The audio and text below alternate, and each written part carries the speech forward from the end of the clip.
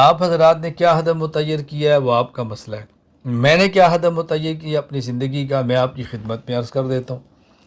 میرے ہدف کا تعین بہت مختصر صرف دو چیزیں ہیں۔ نمبر ایک، ایسے افراد کو تیار کرنا جو عقائد کو سمجھانے کے لیے متکلم ہوں، مسائل کو بتانے کے لیے مفتی ہوں، اور اخلاق کی درستگی اور اخلاق کی اصلاح کرنے کے لیے مرشد اور مربی ہوں، اور ایسے مراکز بنانا کہ جو مراکز عقائد کو سمجھانے کے لیے درسگاہ ہوں، مسائل کو سمجھانے کے لیے دارالافتاء ہوں، اور اصلاح نفس اور تزکیہ کے لیے وہ خانقاہ ہوں۔ یہ خلاصہ ہے۔ ہمارے ہدف کا تعین کوئی بہت بڑا نہیں ہے، کتنا آسان ہے۔ میں پھر آپ کی خدمت میں عرض کرتا ہوں، بہت اچھی طرح آپ اس کو سمجھ لیں۔ میں نے جس ہدف کا تعین کیا ہے، میرے ہدف میں دو چیزیں ہیں۔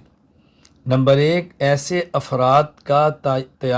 افراد کو تیار کرنا جو عقائد کو سمجھانے کے لیے متکلم ہوں، مسائل بتانے کے لیے مفتی ہوں، اور تزکیہ نفس کرانے میں، امت کی اصلاح کرنے میں وہ مربی اور مرشد ہوں، اور ایسے مراکز دنیا بھر میں قائم کرنا کہ جو مراکز عقائد کے لیے درسگاہ ہوں، اور مسائل کے لیے دارالافتاء ہوں، اور تزکیہ نفس کے لیے خانقاہ ہوں۔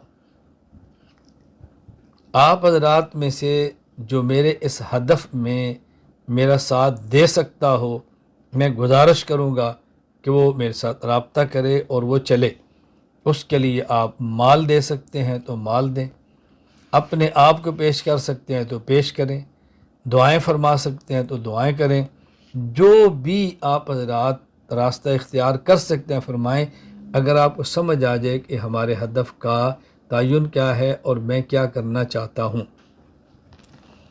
اس ہدف تک پہنچنے کے لیے بحمداللہ تعالی کس حد تک دنیا میں مراکز بن چکے ہیں، کتنے بن رہے ہیں، فی الحال اس کے تذکرے کی ضرورت نہیں۔ کس قدر افراد تیار ہو چکے ہیں آپ اپنی آنکھوں سے دیکھ رہے ہیں۔ مزید اللہ نے آپ کو زندگی عطا فرمائی، اللہ نے مجھے عافیت سے زندہ رکھا، تو آپ دیکھیں گے کہ افراد کتنے تیار ہوئے ہیں اور کتنے ہوں گے۔